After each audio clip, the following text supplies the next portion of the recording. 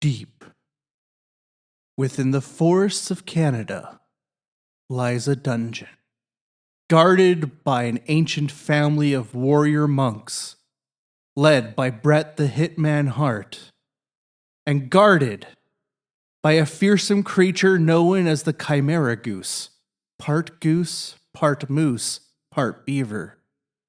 Lies an ancient tome containing all the wisdom and knowledge of Canada. This book, known as the Canuckonomicon of the Mad Canadian Shania Twain, contains many secrets, and today we will be opening up back to the chapter on Brother XII. Let's begin. Well, that was an exciting and almost eerie opening. That's better. That's what I like to hear. Yeah, well, I did force you to watch that wrestling event last weekend, so. You did. You did. Well, Bret Hart was in it, and it was fantastic. He was. He just he looked menacingly at people. He did, and But he he held was up like- that fucking gorgeous, sorry, pardon my language, that gorgeous belt. Has to be one of the sexiest belts in wrestling right now. Isn't it just the same belt and they just, like tear off some pieces and crazy glue some other ones on? Oh, if you've seen the WWE belts, that thing is a gorgeous piece of work. All that metal, all that nice jewelry hanging off it. Do guys keep it, or do they kind of trade them in and pawn them after they win? So they win, and then they hold on to it for a while, show it off at events, and then somebody beats them up and takes it. So yeah, but then the next year they make a new one. no, it's the same belt every time. Is it? Yeah. I wouldn't want to wear some sweaty guy's belt. That's gross. Well, that's why I'm into WrestleMans and you are not. So In any case, last week we learned a little bit about Brother XII. Well, 2 weeks ago. It was his origin story. it was his origin story. We discussed the background of the man known as Edward Arthur Wilson, who later became known as Brother XII. We learned how his occult teachings had gotten him a great deal of notoriety in England before he established a group known as the Aquarian Foundation, which he believed was to help the world prepare for the coming Age of Aquarius. He believed himself to be the 12th, or the harbinger of a 12th spirit, a member of this mystical brotherhood known as the White Lodge, hence why he calls himself Brother XII. And he gained financial support to establish what he called a center of safety in British Columbia. So that's where we're at so far. Just a heads up, guys. This episode, we're going to talk a little bit about his mistresses and his one mistress's miscarriages. So if that's a sensitive topic, you may not want to tune into this episode. Yes, gentlemen, if you've ever had a miscarriage, you understand how painful that can be. I actually don't know what our demographics are, other than we have one listener in the UK and the Greater London area. So cheerio. Cheerio, pip, pip. Chive on. There you go. Little beer break there. So that's where we're going to pick up. You ready for this? Oh, I'm stoked. You're stoked. You've absolutely never heard any of this information before. This is totally 100% our first time talking about this. Yes. Yes. Because even though it's the same script as the one that I canned 2 weeks ago and when my computer fried, it's going to be all new to me. Because you drink so much during these that you don't remember anything. So on his way to British Columbia, Brother XII began to gain some financial support from Americans in addition to the support he had from the British. For some reason, Canadians were actually much less receptive to his teachings. A few did support him, but for the most part, most of his support came from Americans, especially in California. Canadians and cults are a hard sell. You get a few in Quebec. Yeah, we had that one that makes silverware. The rocket people. We had the Moonies too. The ones that wanted to launch themselves, and they all committed suicide. Yeah, there was them, but there was also another one that made silverware that you can still buy. It's no longer owned by a cult, but there was one that made silverware, and another one that made natural food goods that ran off into the wilderness. And we've had a few. This one, I think it was just that Canadians weren't really into theosophy. I think most Canadians at this time were more worried about how they were going to eat. Yeah, well, it's a 1920s, right? Yeah. So I mean, they were still wrestling the moose and competing with Sasquatch for the limited hunting resources. Well, I mean, you can only kill so many Samuel. Jackson? No. Oh, we watched that movie. Oh, that was terrible. You say that you loved it. The movie was good. The soundtrack was terrible. Are you thinking Ravenous, or are you thinking The Man Who Killed Hitler? That's the one I'm thinking of. Oh, The Man Who Killed Hitler, I was and then the thinking Bigfoot. about Ravenous. Ravenous was good. There was no Sasquatch in that, though. No, there should have been. No, there was a lot of eating people, though. Yeah, The Man Who Killed Hitler and then Sasquatch. That was a fantastic movie. That was really quite a quality movie. I'm not kidding. I'm not even kidding. No, absolutely not. That was a really good movie. But we're getting off. Yeah, Canadians at this time, I don't think they were sold on theosophy, which was a very American and British thing. Yeah. Frontiersmen that were living in Canada, like we had cities. Edmonton was around by this point, but it was a very rural setting, because even in the States, the people who were into theosophy, California and New York, and a couple in Florida. You did not, the large big middle part where everybody else lived. Where everybody worked. Yeah, they were all concerned about going to church and not starving to death. Yeah, pretty much, which is what people do today.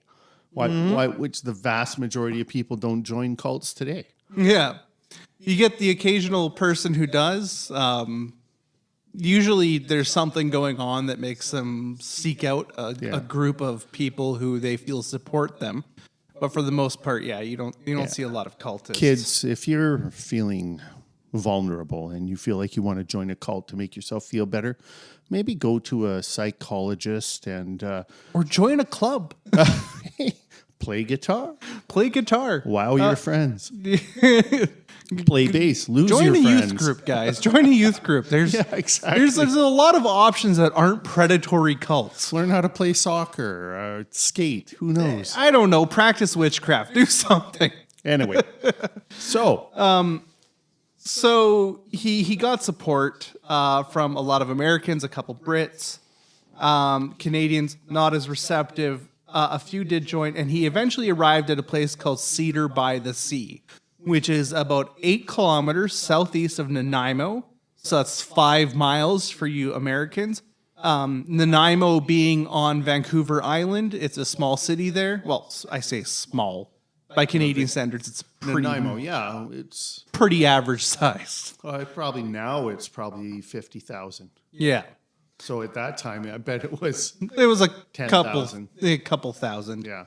Among his American supporters, he had the high-profile writer William Levington Comfort and Colson Turnbull. He also had Colson Turnbull was a popular American astrologer. Both of them were from California.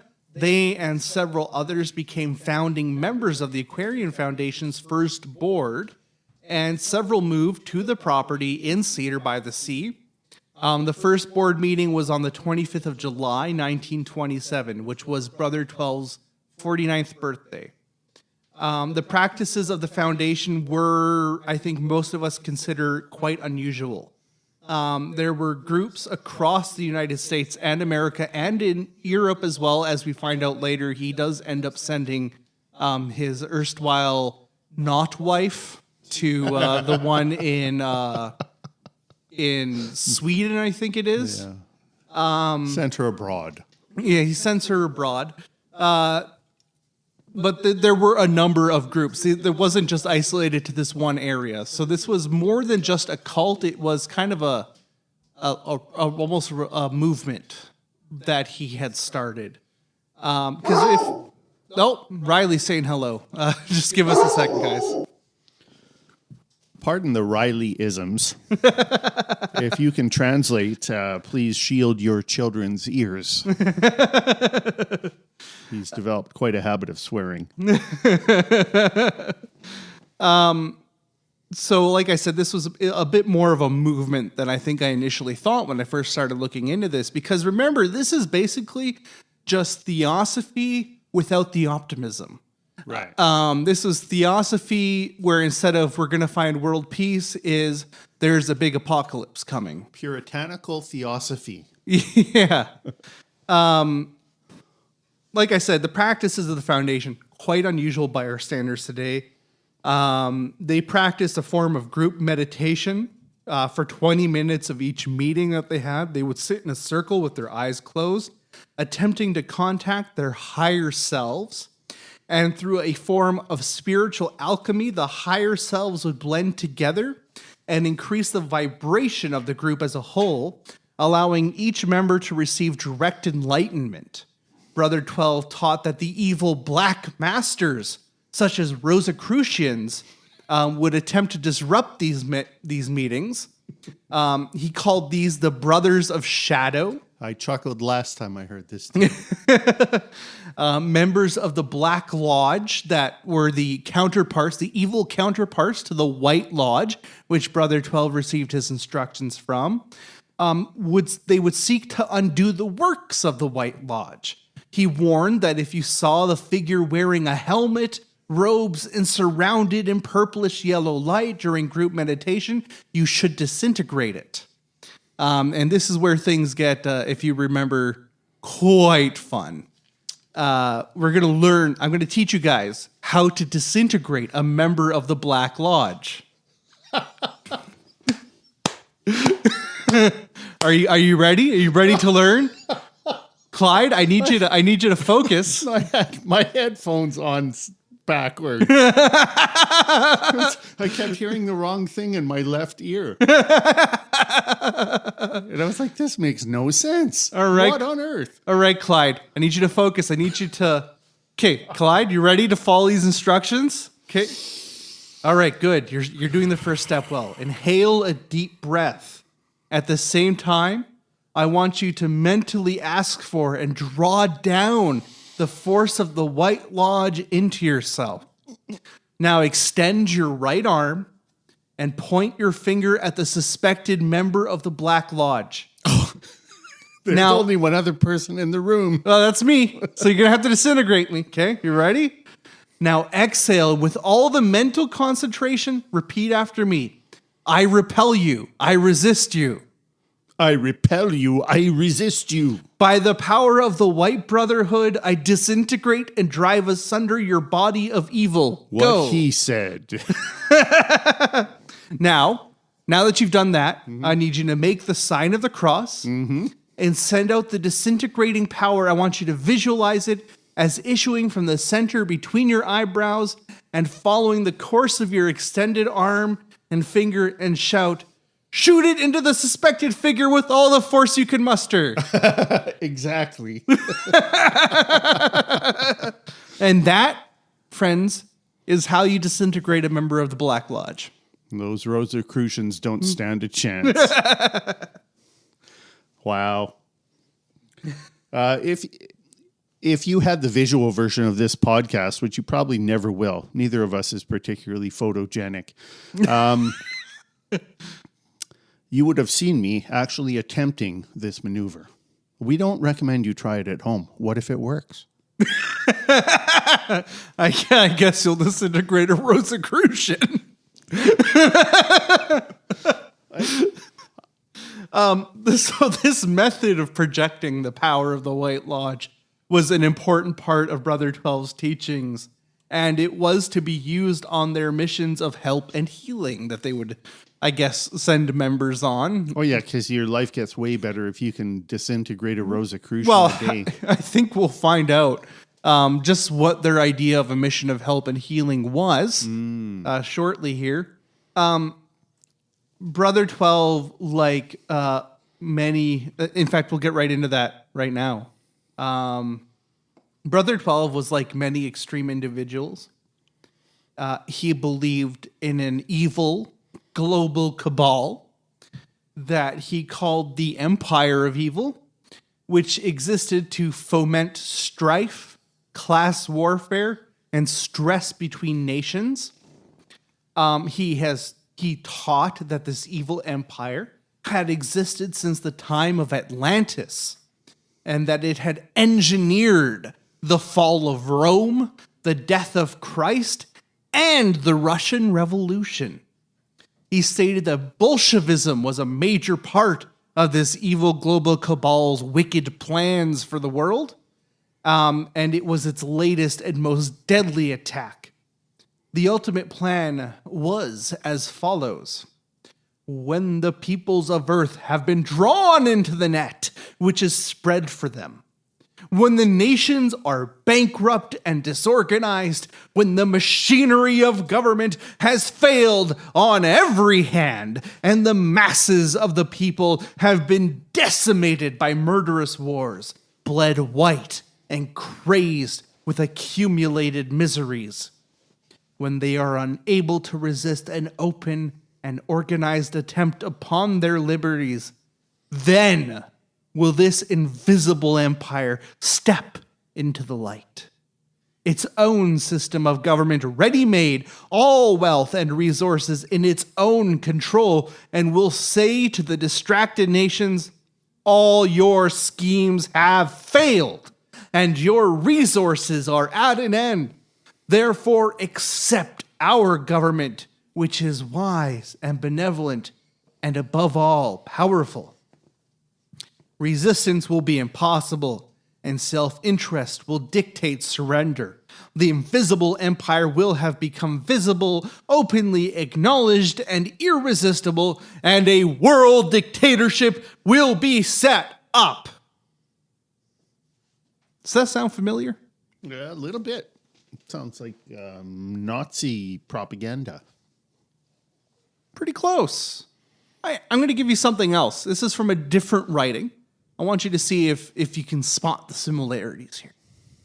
The Supreme Lord, who will replace all now existing rulers, dragging in their existence among societies demoralized by us, societies that have denied even the authority of God, from whose midst breeds out on all sides the fire of anarchy, must first of all proceed to quench this all-devouring flame. Therefore, he will be obliged to kill off those existing societies, though he should drench them with his own blood, that he may resurrect them again in the form of regularly organized troops, fighting consciously with every kind of infection that may cover the body of the state with sores. Mein Kampf. Not quite. Aristotle. No, I can forgive you if you've never heard this before. That means you're not a raging anti-Semite who believes in a Jewish cabal. That's from the Protocol number 23, subsection 3 of the Protocols of the Elders of Zion, a fake publication that had become very popular in the United States in the 1920s, and before that was even more popular in Russia. The Protocols of the Elders of Zion claims to be the recorded minutes of a meeting of rabbis in the United States with the expressed intent of outlining their plans of how they're going to conquer the world and control us all through the government banks. We've talked about this writing before. We did. With Paul Hellyer. That's right. Who was more unwitting, I think, in his spewing these ideas, because these ideas have basically become the groundwork for every modern conspiracy theory. Yeah. Every modern conspiracy theory if you track it back far enough, it's always talking about Jews. It's always talking about Jews. Frickin' David Icke, who we all think is lizard people, that's code. That's code for Jew. Oh, really? Because, I mean... but you're not a David Icke. No, because I firmly believe that the lizard people are out there. Yeah, but they're not Jewish. No, they certainly are not. No.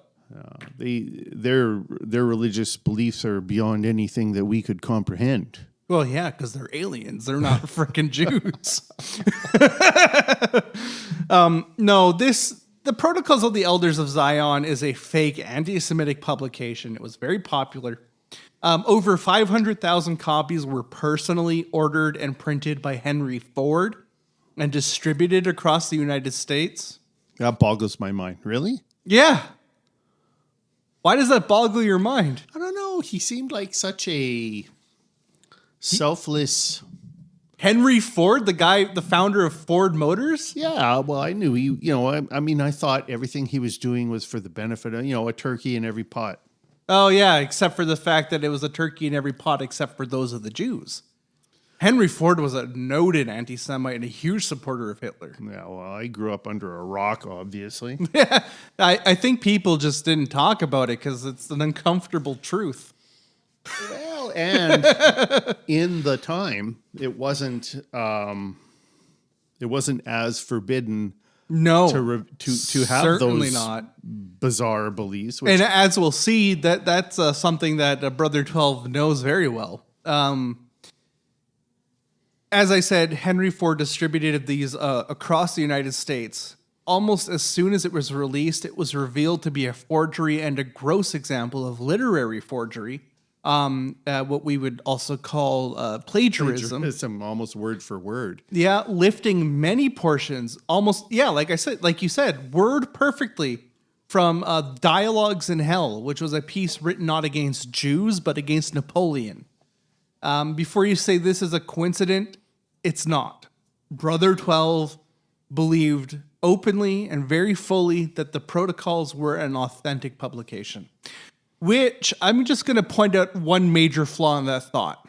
And this is a major flaw that's been pointed out by another podcast known as Knowledge Fight. If you're a global cabal and you're planning on taking over the world and you have a meeting, do you really write down and publish your speech in which you outline every step you're going to take to conquer the world? Yeah. Here's our game plan, guys. Study it carefully. We're coming for you. Now, if we're talking Illuminati, in the Illuminati conspiracy theory, there is a belief that as part of what they call greater magic, they have to tell us what they're planning to do so that we have the free will to resist them because they believe strongly in free will, even though they want to enslave us all as part of their global plan. Totally contradictory, nonsensical, but that's a theory that's out there. That was not a theory that existed at this time. So why on earth were they publishing their speech, their supposed speech on how they're going to step by step conquer the world? Yeah, so Brother 12 wrote that this plot is a Jewish plot. It is a small group of international Jews who control practically every banking house in the world. Big business is no longer done by banks, but by chains of banks. And these various chains are all, in their turn, under absolute domination of the earth and the enslaving of every nation, every people, every race except their own.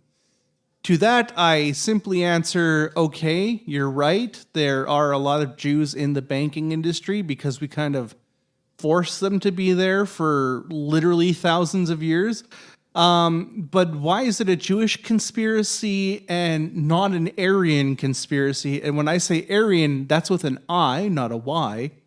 Because the Aryans, the heretical Christian sect that believed that Jesus was lesser than God. He was a demigod. They also owned a lot of banks. their family was very big in Italy. I can't remember what they were called. Oh, goodness. I should have researched this beforehand so I could remember their name. You probably did. We'll cut this out. You'll never hear it. He says that, and then he proceeds to not do it because he always edits the show as we're recording. No, honestly. No, leave it. I don't want Ben to be a buffoon. No, leave it. Just wait. No, leave it. Stop. Okay, I'll leave it. Okay. No, I just can't remember their name off the top of my head. My wife knows about them quite well. There was, if you want to look it up, they were active in Italy, and they were Arians. So they were of not the Medicis, because they were Jews. Not the Medicis. No, they weren't. They were Christians. No, I think they were Jewish. The Medici family. I don't think so. But it's really hard to say because they probably converted to the same reason. Lombards. That's who it was. The Lombards were Arians, and the reason why Arians and Jews both practiced the practice of banking was because Christians couldn't lend at interest. It was against the law. But if you weren't Christian, you absolutely could lend at interest.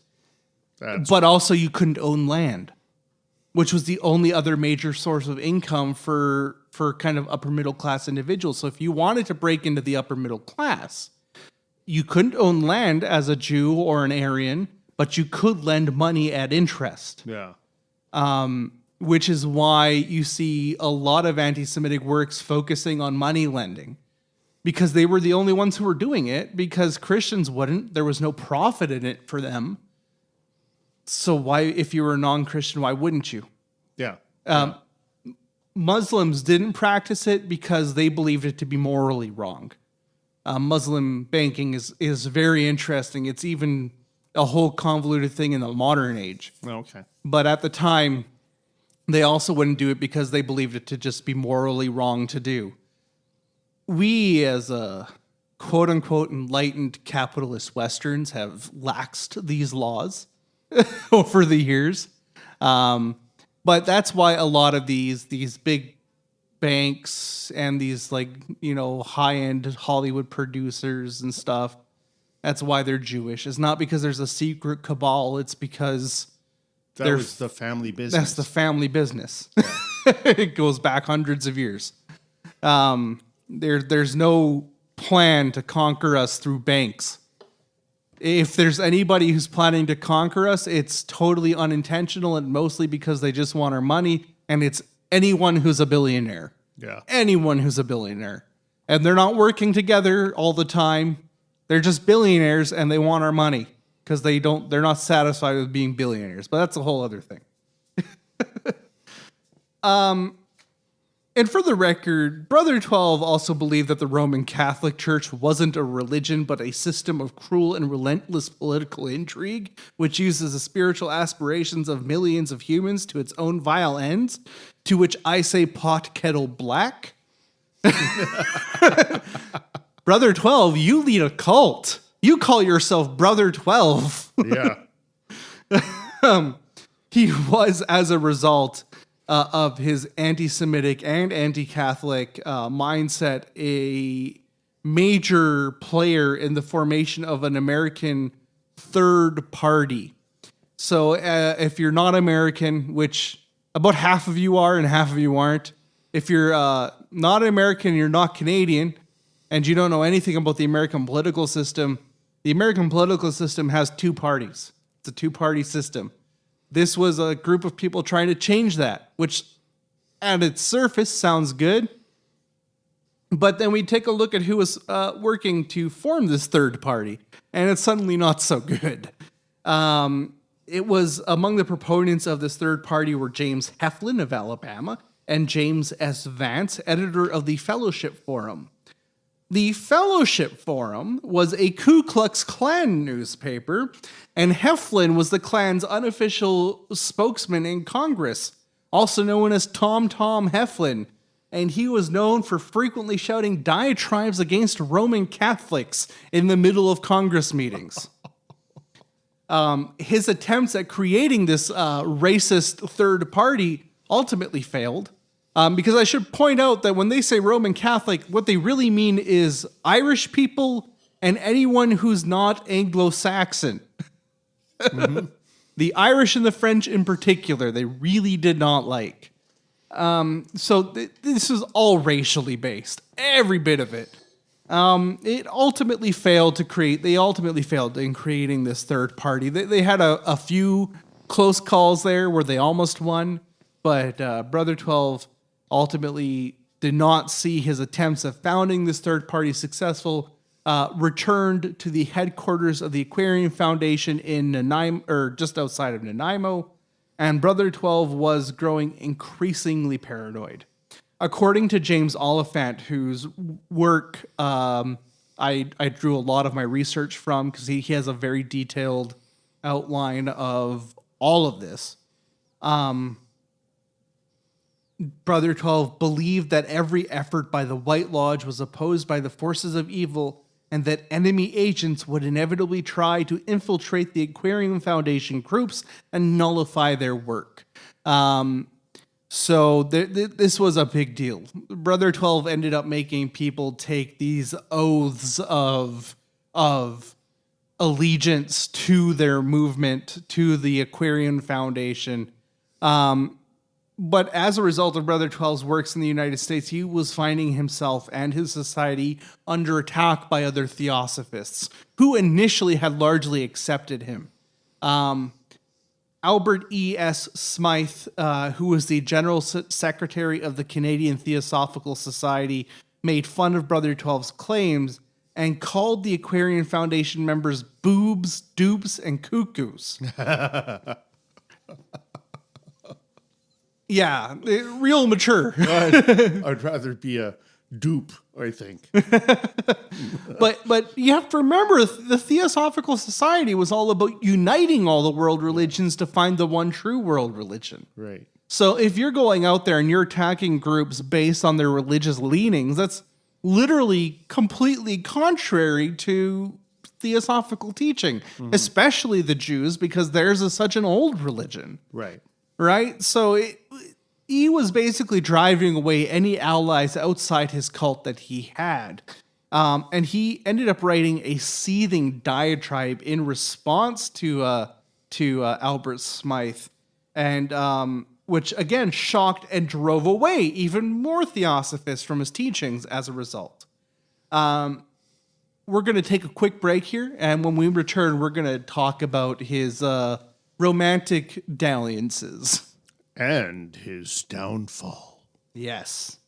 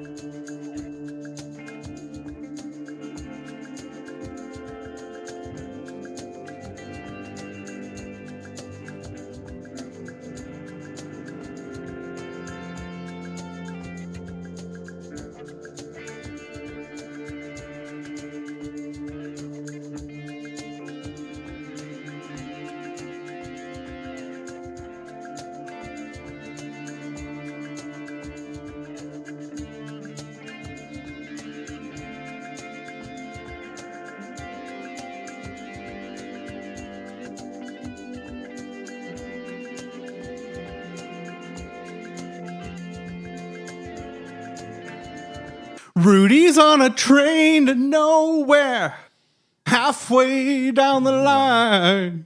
He don't wanna get there, but he needs time. My dad's got a super trap music book over here. It's the best. It is the best. I love that song. How do you know anything about that song? That's from Crime of the Century. Because I had the tape cassette in our car for the longest time, and then I had the CD in my car for the longest time, and now I've got the record at home. Oh, the vinyl. The vinyl? Yeah.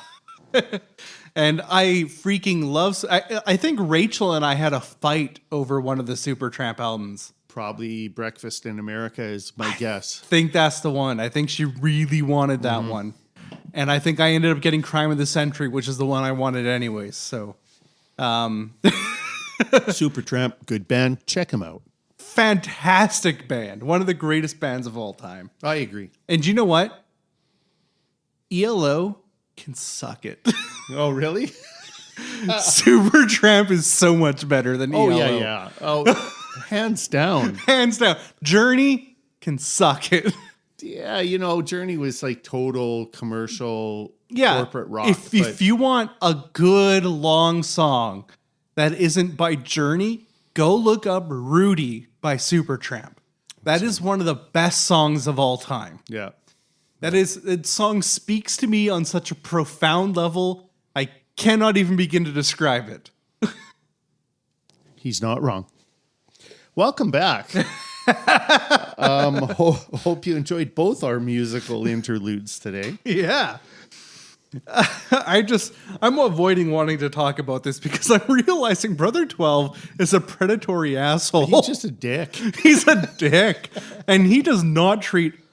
There's one woman who's a hero in this story, and it's because she's as much of a dick as he is. Yeah, true. The rest of the women are just these poor, abused, manipulated people who just... I don't think they realized what they had gotten themselves into. They go from one bad situation to a worse one. Yeah. Yeah. So, Brother 12 initially lived in the center headquarters with Elma Wilson, who, if you remember from our last episode, was the woman everybody basically considered to be Arthur Wilson's wife, even though they weren't actually married, because if you remember again from our last episode, he's still technically married to a woman who lives in Vancouver. He never divorced her, as far as I know, as far as any records show. But he soon abandoned Elma Wilson. I use abandoned loosely. She's still at the encampment. She's still part of the Aquarium Foundation. But he basically stopped paying attention to her so that he could pay attention to another woman named Myrtle Baumgartner.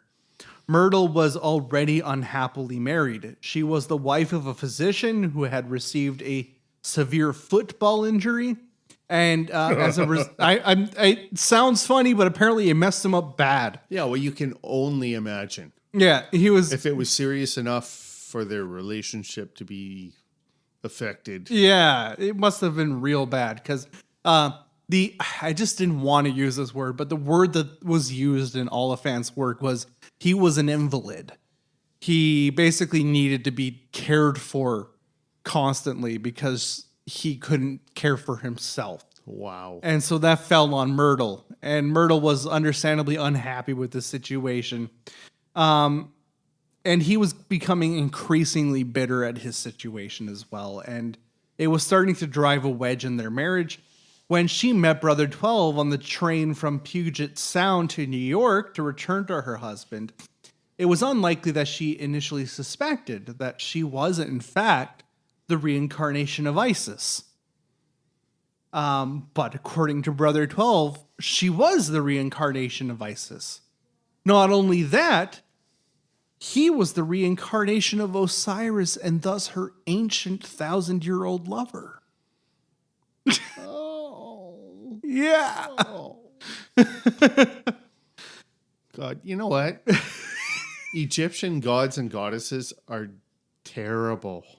Oh, man. Ra was basically the CEO of existence. Yeah. If you guys really want to learn a lot about the Egyptian gods and goddesses, I cannot recommend enough the Myths and Legends podcast. They do an excellent cover of their whole creation story, and it's hilarious. Yeah. He does a good job telling it. Yeah, they found out that they were these reincarnations at an unspecified time and place by undergoing the rapturous sixth initiation. I wish I could tell you what the sixth initiation was. I wonder if they clean the sheets afterwards. Yeah, exactly. Kids, if you're wondering what that means, ask your moms and dads. It's not for us to explain. And if you remember Turnbull, I mentioned him a little earlier, the astrologer from California. He worked with Brother 12, and they determined that the son of Myrtle Baumgartner and Brother 12 would be Horus, the reincarnation of Horus, who would become the world teacher in 1975 when the age of Aquarius dawned. Yeah. Yeah, so this is where their relationship starts. Right. But I mean, basically, he just was thinking on the spot. How can I totally BSing his whole way through this? Yeah. We don't know if Myrtle was actually an initiate, if she actually was already a Theosophist who bought into all this. We don't know if she was simply absorbed into the charismatic sphere of Brother 12. We do know that she did become pregnant. Even while she was still pregnant, Brother 12 was having sex with her in the sacred house of mystery, which scandalized the Foundation. Not because she was pregnant and they were having sex, but because they were doing it in the house of mystery, which was supposed to be a sacred space. And he's ostensibly married to this Elma Wilson. Right. Not to mention the wife back in Vancouver that nobody here knows about. So Brother 12 brushed off this accusation. He stated that this was a type of meditation that was only known to high initiates like himself and Myrtle Baumgartner. It was an attack on the mainstream idea of marriage, as marriage should not be the sole passport to a mutual sex relationship, something that would be echoed by the 1975 Aquarians. So a totally different Aquarian movement that would echo this idea. Indeed, his marriage with Myrtle was of the highest of the three types of marriage. There was the marriage between, the three types of marriage were this marriage between friends was the middle. So let me do this in order. There was marriage of pure sexual attraction. That was the lowest form of marriage. It was a purely carnal marriage. Then there was the marriage between friends that he considered to be the second highest form. And then the marriage between initiates, which he considered to be the highest form of marriage, which is what he told everybody he had with Myrtle Baumgartner. And this marriage between initiates was the only permanent bond marriage. And it can only be consummated by those who are learned in the full nature of body and soul. He wrote a series of articles concerning this, which only brought him under further attack by branches of his theosophical, of his Aquarian Foundation. At this point, I don't even think the Theosophical Societies are paying attention to him. No, he's not even one of them anymore. No, but the Aquarian Foundation, which was largely still quite conservative, attacked him and accused him of, according to John Oliphant, promulgating a doctrine of free love, which, yeah, he was. That's absolutely what he was doing. But only for him. Yeah, well, exactly, because only he's a high enough initiate to practice this form of higher marriage or whatever. Yeah. At this time, there was a growing divide as well between the members of his cult. It was a divide between those who still supported him and those who were growing increasingly disillusioned with the charismatic leader. And as a result, he purchased land on Valdez Island, which is just off the coast of Vancouver Island, in order to build a new settlement and to house his pregnant mistress. The other governors of the society were not impressed, as he did it with foundation money, but without foundation consent, and he called this the Mandia settlement. Brother 12, as an expert mariner, as we discussed in the last episode, was personally transporting the building supplies to Valdez Island under the cover of night, and would return to Cedar on the same night. So he would basically take all the supplies over to build the houses, to build the lodges over on Valdez Island himself, rather than hiring a boat to do it. Because as we discussed in the first episode, he's a expert mariner. Like I of the things he claims, that's the one thing we know for sure is actually that he true. could do. That he could actually do. Jack of all trades, master of one. That's right.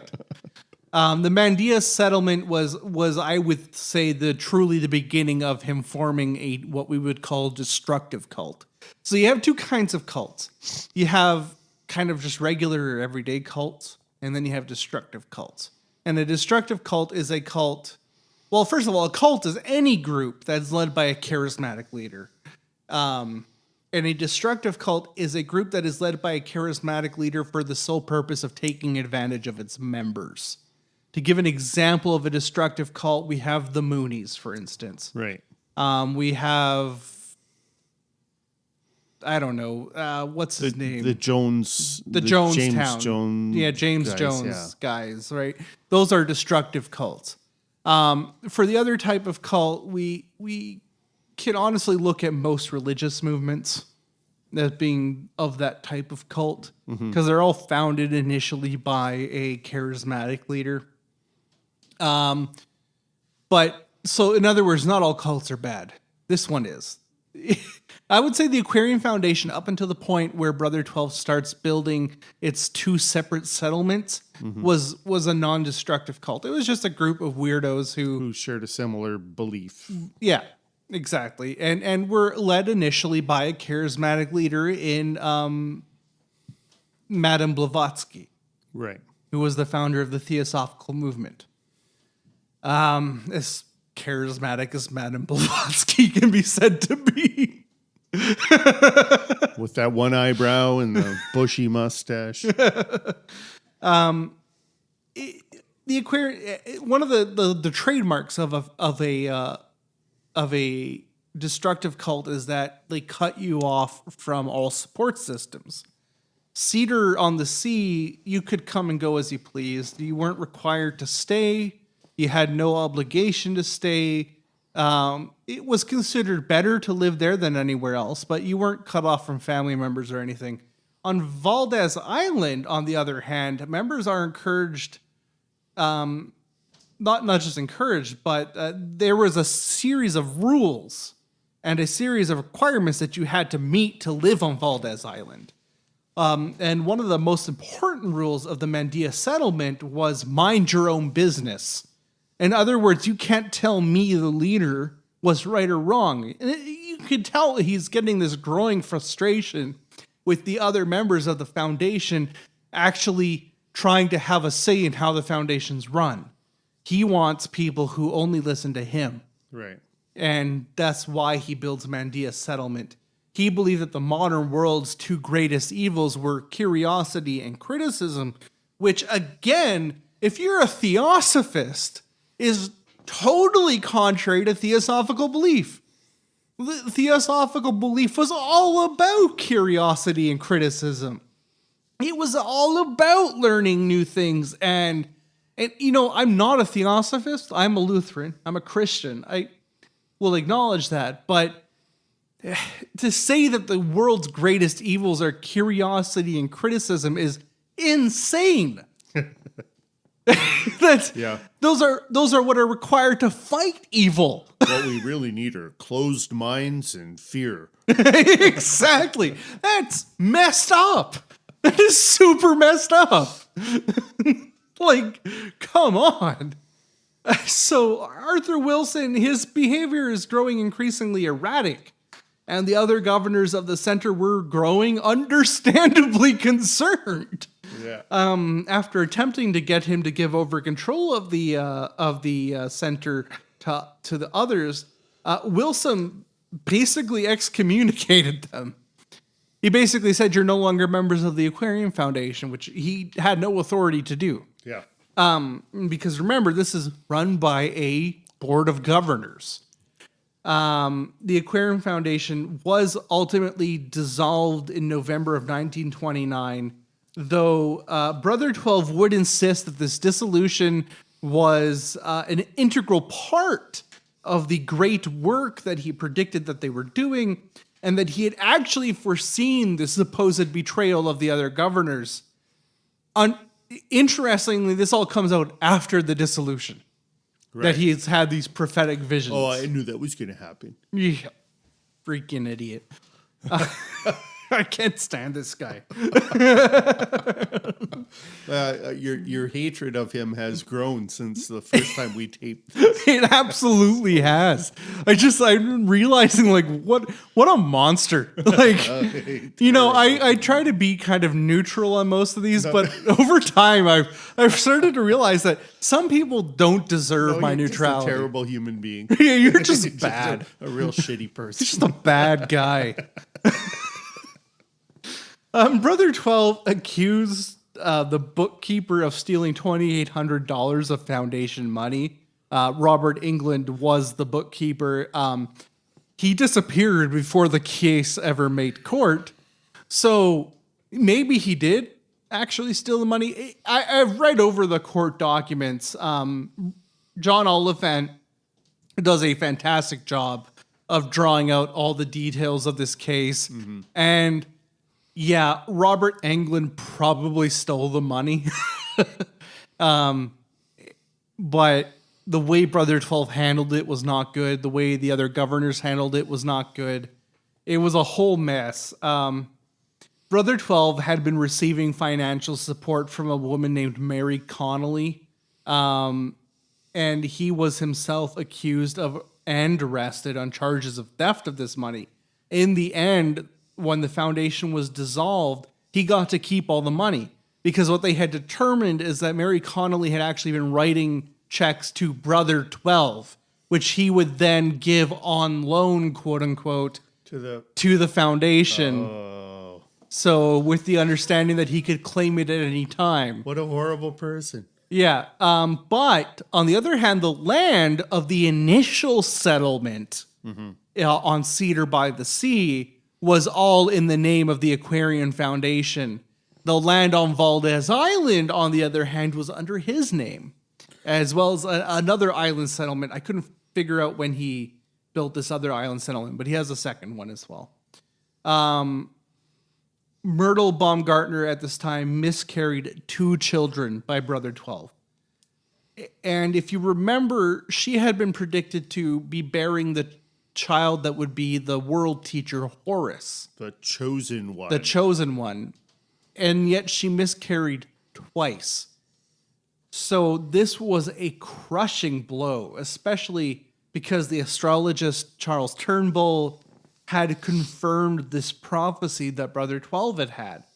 That this would be the world teacher, that this would be an adept of the secrets of the mysteries, and that this would be an avatar that would stabilize the 6th subrace, whatever that was, and usher in the new age of Aquarius. However, Wilson's explosive temper had had a serious mental toll on Myrtle Baumgartner. She ended up having a nervous breakdown, was totally abandoned by Brother 12, and divorced by her original husband, Edwin Baumgartner, the man with the football injury. She ended up moving into Toronto, living with friends there, and kind of disappearing into obscurity after that.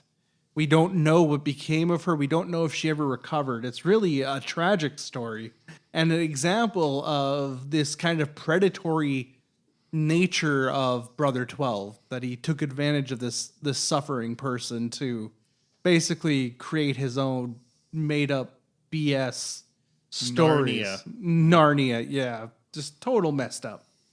In 1929, however, a 39-year-old woman named Mabel Scottow entered the picture. She was known for having a rough voice and being just as manipulative as Brother 12. She was born in 1890 as Edith Mabel Robotham in Lancashire, England. She came to Canada with her parents and lived in Saskatchewan. She became a school teacher in Battleford, Eagle Hills, Macomb, and other smaller prairie communities. In 1918, she married John Colson Percy Scottow, a former Northwest Mounted Police Constable and manager of the Union Bank of Canada at Lancer. They moved to Seattle after Percy became wrapped up in a loan scheme and divorced in 1926.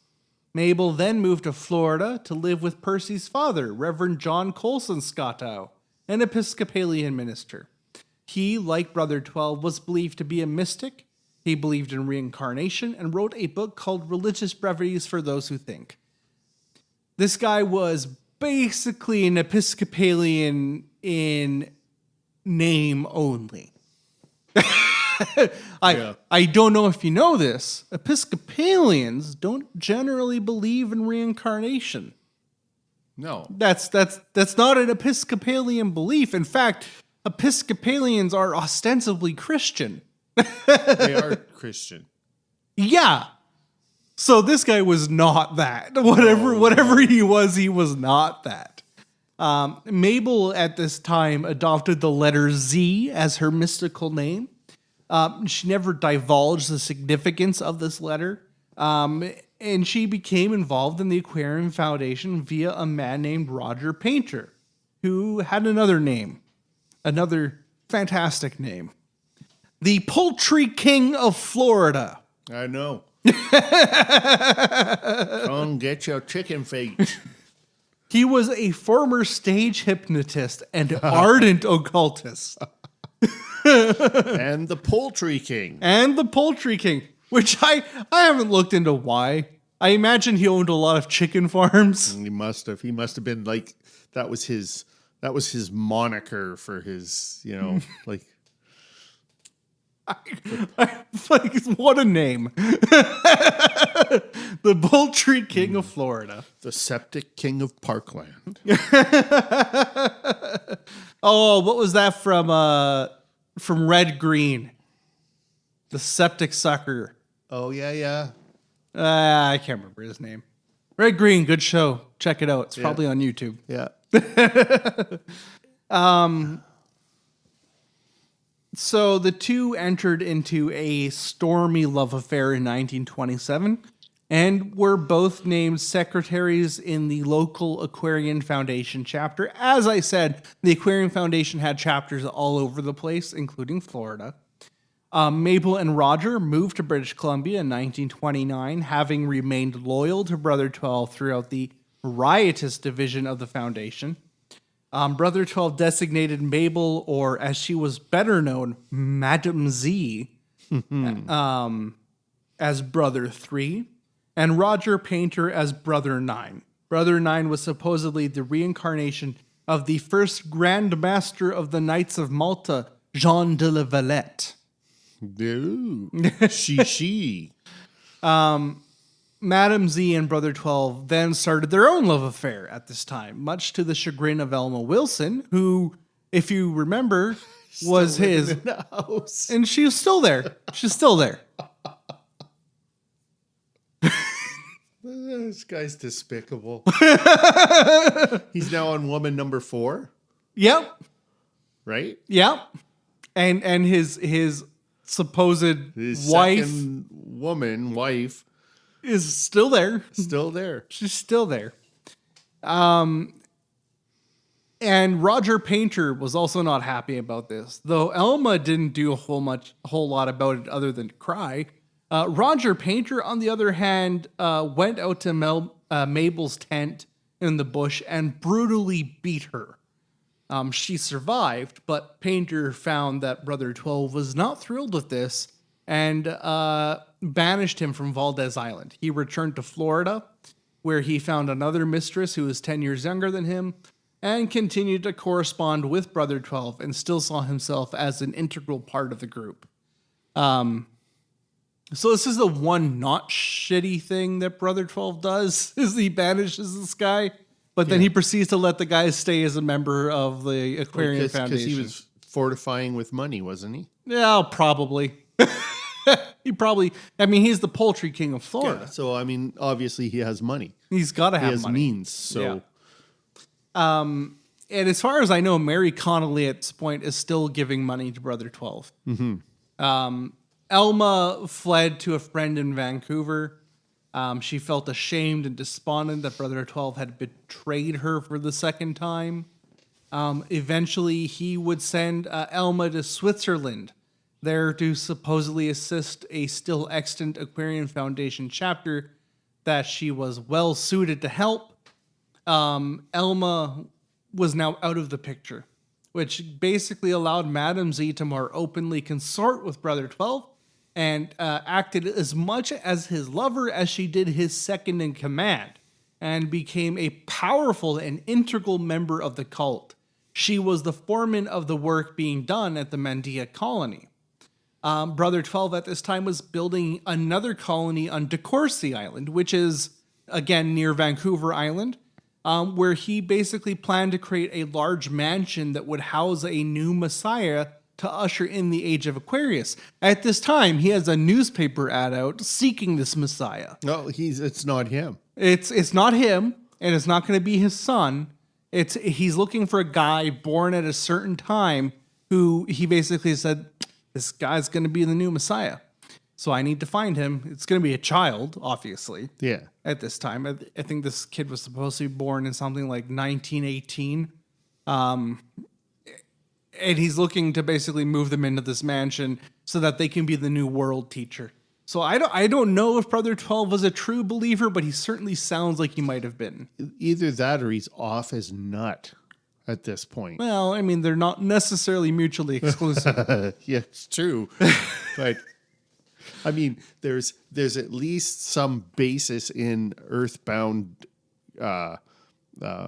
debauchery to everything else he's done. Absolutely. But the fact that he wants to build a mansion for an 11-year-old. Yeah, totally wacky. Mind-boggling. So, yeah, he was also continuing to siphon money from rich American donors, namely Mary Connolly, and was storing it in jars that he had filled with gold coins. After complaints from former De Courcy and Valdez colonists began to surface, the police began to investigate the cult in 1932. Mysteriously, as soon as the police began to investigate, Madame Z and Brother 12 became worried for some reason. They stocked up on firearms and ammunition and began fortifying De Courcy Island and were preparing for war with the authorities. Colonists were becoming worried that Madame Z and Brother 12 had lost their minds. I wonder why? Yeah. Probably because they've lost their minds. And attempted to meet with Brother 12. However, anyone who even uttered a word against Brother 12 would find themselves exiled back to Cedar by the Sea on Vancouver Island. This apparently was a miscalculation, as these exiled colonists eventually brought a court case against Brother 12, hoping to get their money back. Big surprise. Madame Z and Brother 12 fled the country for England, bringing with them almost $400,000 at the time in gold. Brother 12's health was, however, failing. Some years earlier, Brother 12 had had a heart attack, and his heart problems seemed to be returning. Madame Z and Brother 12 seem to have left England for the mainland at some point, traveling to Switzerland. A death certificate there for one Edward Arthur Wilson states that the man who claimed to be the reincarnation of Osiris, the recipient of the sacred mysteries of the White Lodge, and noted philanderer, died of angina pectoris, which is a heart attack, on November 7th, 1934. As for Madame Z, she simply vanishes. Was Brother 12 dead? This is actually a serious question. We just know that somewhere in Switzerland, a man named Edward Arthur Wilson died of a heart attack. However, Mary Connolly, one of Edward Arthur Wilson's biggest victims, who gave him a lot of money, sent her lawyer 2 years after Brother 12 was supposedly dead to San Francisco, where he met a man with a briefcase full of money, and that man matched the descriptions of Brother 12. Then, in 1937, that same lawyer's son received a transatlantic phone call from a man who only identified himself as Mr. Wilson, to which his father responded, "No, that's him. Damn the man." Wow. Even to this day, in Canada, there are legends that Brother 12 has a hidden stash of treasure somewhere on Vancouver Island. Oh? And people have gone out looking for this hidden treasure. Probably the jars full of gold. Yeah, which I'm pretty sure he just took with himself to England. But some think that somewhere buried there is a jar of gold. Although I will say that after he fled and after they were cleaning up DeCourcy Island, a man did dig up a cache, and inside that cache he found a single note that said, "For traitors," oh goodness, I should have written this down. I don't have it written down. But "for traitors and betrayers, nothing." Something along those lines. Basically saying anybody who's looking for this treasure, you're not going to find anything. Because he took it all with him. He took it all with him. In any case, Brother 12 had certainly disappeared. And here we're going to close this chapter of the Canuckonomicon. You can find us... I have that outro. That'll be on the outro. It'll be on the outro. Which I think Junior did an awesome job with. Yeah. Thank you. I actually made my own thingy. But anyways, guys, I hope you all enjoyed our story. And keep your eyes open. Take good care.